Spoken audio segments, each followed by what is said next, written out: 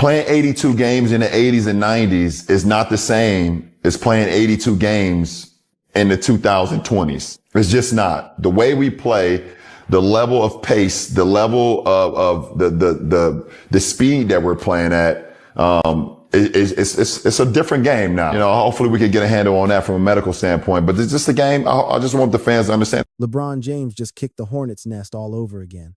He claimed that surviving an 82-game schedule today is actually more grueling than it was back in the 80s or 90s. And let me tell you, that take made Kevin Garnett and Paul Pierce explode. They didn't just push back. They absolutely incinerated his logic. Their stance? The guys today just aren't built like that. They don't prepare the same way, and they certainly don't possess that old-school grit. So now you've got this massive divide in the hoops community. LeBron argues that the relentless speed of the modern era breaks bodies down, while the truth and the big ticket are saying, point blank, that today's cats just don't do the work. Here's the kicker. Both camps are bringing valid points to the table. Go back to the year 2000, we were clawing our way through screens constantly. In the 2000, we had to fight through picks. Yeah. We had to really fight it's more physical. On defense. It's more physical. So, that's harder to do. If I got to, tonight, I got to get through this Patrick Ewing, Anthony Mason pick and roll all night. It's not harder on your Achilles, Paul. Mentally, so many times I'm bruised up after the game. My shoulder hurts. It's definitely more physical. It's hurting. So why were more guys playing 75 games a year then?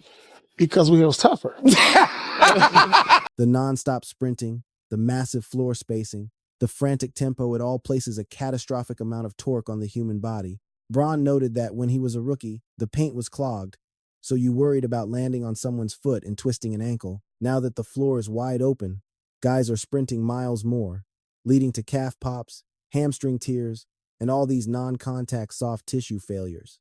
Well, now you're switching everything. So you make up for the running you had to do on defense. For our era, you take that out of their defensive switching everything now. Because you had to stay home on everybody. So you did more running on defense than they do now. And now we're watching. Now I'm sitting up here on defense watching the ISO. Mentally and physically, I think it was harder than to actually do it. But Paul's saying these guys aren't tough enough to play 75 games. When we ran through the middle of the paint, you was getting hit. Garnett insists this new generation just isn't built the same because they don't punish their bodies the way his crew did. He specifically targeted how soft practices have become. Gone are the grueling 5-on-5 scrimmages where iron sharpened iron. Now, it's just 30 minutes of light skill work with a private trainer and a whole lot of load management.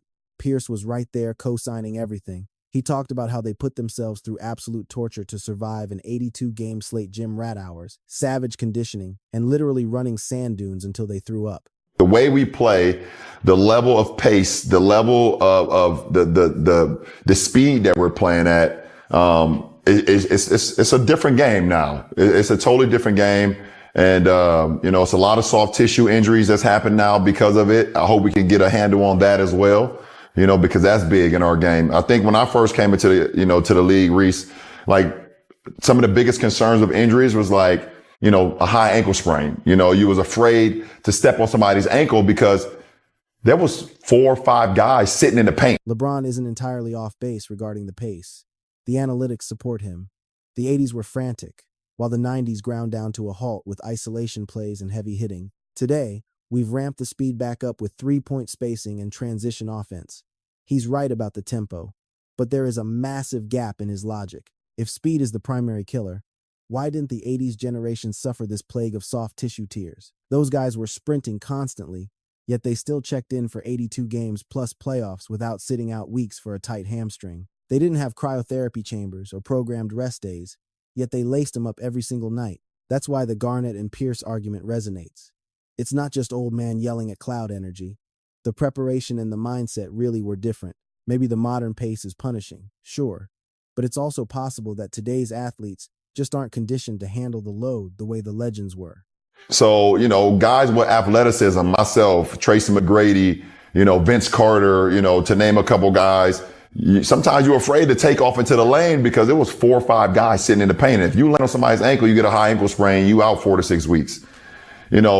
Now that's not really much of you don't really see that as much now because the game is so spread open. It's so much pace. But now you see the new high ankle sprain is the calf. Right. So hopefully we could get a handle on that from a medical standpoint. But it's just a game. I just want the fans to understand that the game is a little different. And, as NBA players, we definitely want to be out there. LeBron James has logged a full 82-game season, exactly one time in his career. Just once. Michael Jordan, he did it 9 times. That includes powering through 2 separate three-peats, playing deep into June, getting almost 0 off-season rest, and returning to terrorize the league all over again. If speed and wear were the only factors, Jordan should have crumbled. Instead, he was a biological machine engineered to survive anything. Why are we getting tendon bruises? Because we're not conditioned. Because we're not practicing every day. Maybe so. I agree with that. Practice every day. I agree with that. Like you heard the term when you was growing up, practice how you play. Mm-hmm. Well, you're playing and not practicing. And they're going not even at game speed. You're hamstring. Why is there more hamstrings? Because you're not practicing how you play. I think it's overused. I'm more conditioned to play every night. My body is not stiff because I practiced yesterday. The big ticket broke it down. Back then, practice was a game. Full contact, full speed, relentless 5-on-5. They calloused their bodies to handle the friction of a long season. They weren't just exercising. They were simulating combat. Garnett claims modern players are doing the exact opposite. He says guys clock in for a breezy 30-minute session with a trainer, toss up some casual jumpers, and go home. Then they try to sprint for 2 hours against elite athletes and are shocked when their muscles snap. KG didn't mince words. He calls that laziness. If you don't expose your body to game-level stress, you will break. Pierce took it a step further, recalling summer runs that lasted 7 hours straight. 7 hours of high-octane hoops. No specialized staff, no biometric timers, just raw, unadulterated work. Stack that against today's 30-minute skill activation sessions. Pierce finds it hilarious. He says, that's not training, that's just maintenance.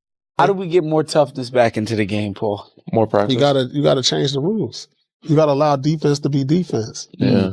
You know what I'm saying? And you got that freedom of movement, all that. No, you got to allow holding, grabbing, some of that, all of that. You can't just let the offense. Everybody's score 50 now. It's still, but it's still a physical game. It's still playing physical. Yeah. Why are the guards out rebounding the bigs? Yeah. Like, come on. Like, yeah. I got it. But I love watching. I'm not a knock, but I'm just saying why it is how it is. He pointed out something nobody is really talking about: calf raises. He said straight up that today's players are skipping calf raises in their workouts, and that is directly leading to all these calf injuries we keep seeing. Think about it. Those muscles are crucial for jumping, stopping on a dime, and cutting. If you don't strengthen them, you're basically just waiting to pop something the second the season grind hits. In the summer, they individual work every day. For 30 minutes with one trainer. Yeah. And think that's going to be the same shit. Like, what are we talking about here? Same. Bro, motherfucker do a whole workout an hour by himself. I come in here, it's 5 niggas in one workout doing 30 minutes. Bro, This is not the same shit, bro. KG and Pierce used to finish every single workout with calf raises, no excuses, no exceptions, because they knew that's how you bulletproof your body. Then KG made one of his most powerful points yet: game simulation. He said real preparation means training your body to perform when you are absolutely gassed. How are you going to guard a killer like Tracy McGrady in the fourth quarter when your legs are dead? He made it clear. If you've never practiced being dead tired, you can't replicate that in a private shooting session. You only get that resilience by pushing yourself to the absolute limit every single day. KG talked about Game 7s, where he felt like he was moving through mud, legs burning, lungs on fire, but he still had to lock in, defend, and execute the game plan. That kind of toughness doesn't come from being comfortable. It comes from suffering during the offseason.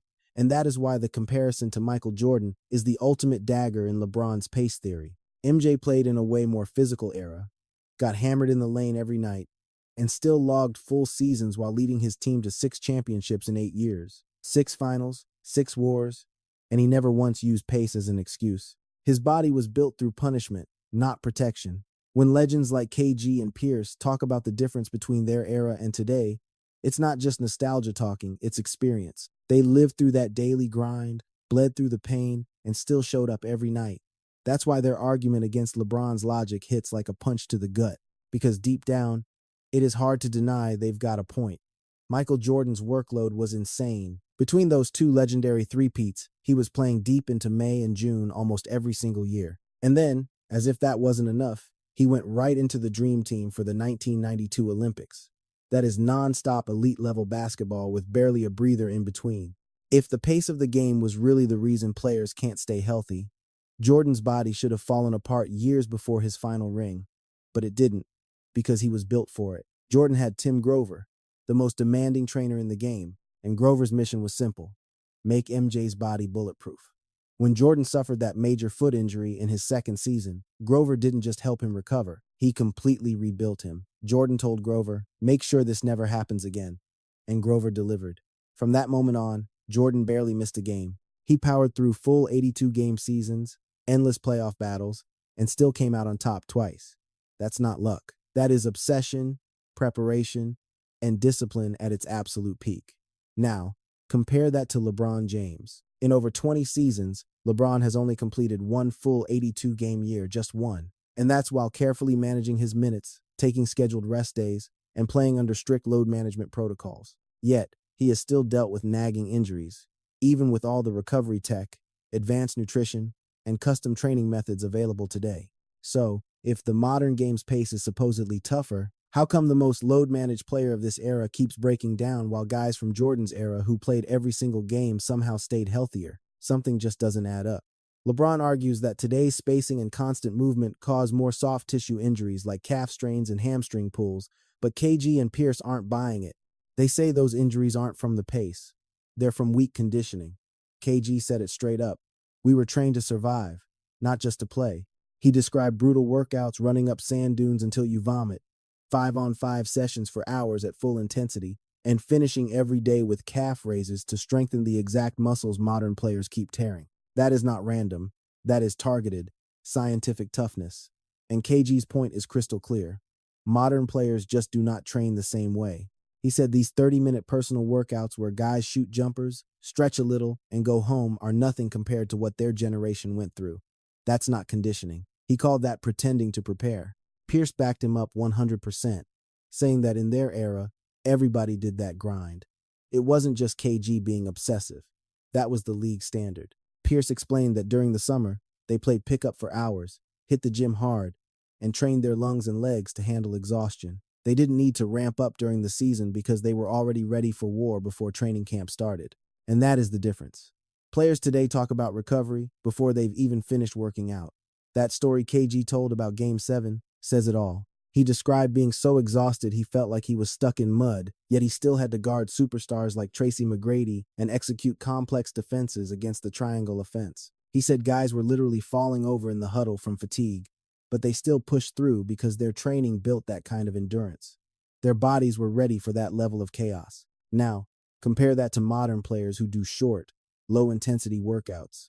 When the playoffs hit and the intensity spikes, their bodies panic. They don't have the foundation to survive it.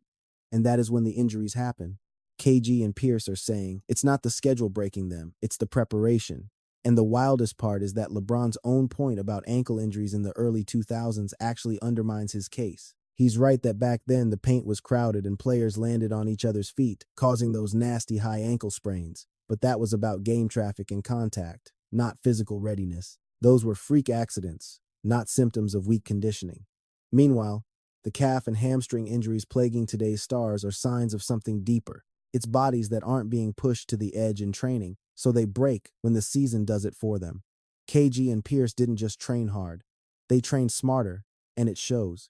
When Jordan's generation talked about being built different, this is exactly what they meant. Calf injuries don't come from pace. They come from weak prep. If you aren't training those calves, if you aren't building real endurance, they are going to break down. Plain and simple. That's not about how fast the game moves. That's about how ready your body is. Kevin Garnett and Paul Pierce made it crystal clear. The biggest difference between eras isn't talent, it's how players prepare. Back in the day, practices were straight-up battles. Full-speed 5-on-5 wars where everyone went at game intensity every single day. That is how their bodies were built to survive the grind of an 82-game season plus playoffs. But today's players, they're all about individual drills, half-speed moves with trainers, and light shooting sessions with no real scrimmages. Sure, that builds skills, but it doesn't build durability. You can't replace real game simulation with one-on-one workouts and expect the same results. KG's story about guarding a superstar in the fourth quarter while running on fumes says it all. He asked, "How are you supposed to be ready for that if you've never practiced it? You can't fake that kind of fatigue. You've got to train through it." KG said they used to scrimmage until they were completely dead tired and then keep playing, just so their bodies learned how to perform under pressure when everything hurt. That is preparation on a whole different tier, and honestly, that is the exact element this modern generation is bypassing. Let's revisit the conversation about speed. The 1980s saw some of the fastest basketball in league history. Teams were running nonstop, pushing the tempo, yet you never saw this epidemic of soft tissue injuries that we see today. Those cats stayed durable, played full 82-game schedules, and still had the tank to go deep in the postseason. So if speed is truly the reason guys cannot stay on the floor, why did a timeline with just as much running and way more physical violence not collapse? It is because those men trained for the war. They were not leaning on high-tech recovery or scheduled rest days. They bulletproofed their frames through suffering and repetition. Garnett and Pierce aren't just acting like grumpy old men. They are exposing a shift in the culture. They are breaking down how athletes used to forge strength through full contact scrimmages, heavy conditioning, and a relentless mindset. It isn't that current players are lazy, it is that the ecosystem is softer. Everyone focuses on skill work and mixtape highlights, but nobody prioritizes the endurance built through pure grind. The legends are stating it plainly. The preparation does not match the requirement. And that story about the sand dunes? That is the ultimate proof. You had icons discussing sprinting up hills until they physically threw up. No cameras, no internet fame, just agony and objective. That is what calloused their bodies for those brutal fourth quarters when everything hurts. Yet, they still had to deliver. They practiced for that specific exhaustion. They made sure their systems could survive the fire because once the playoffs arrive, weakness is not an option. Take a look at the association now. Guys are athletic freaks on spreadsheets, theoretically faster, but they crumble under pressure. The old guard argues it is not the sport that changed. It is the baseline. The readiness has dipped, and the consequences are all over the injury report. LeBron claims the game is too fast and too rough on the human body, but Garnett and Pierce are calling that a cop-out. They believe the issue is not the sport. It is how the players are getting ready for it. When you match up the eras, the facts support them. Legends of the 80s and 90s endured grueling calendars, constant banging, and full campaigns, yet they were still standing tall in June. Let's keep it 100. One side blames the pace, the other blames the work ethic. The longevity, the data, and the history books favor one side, and it is not the one making excuses. This argument is not about which era was harder. It is about who was built tougher. If you think today's stars are grinding enough, or if you side with the truth in the big ticket, drop your opinion down below. Crush that like button, make sure you subscribe, and tell us your stance. Catch you in the next one.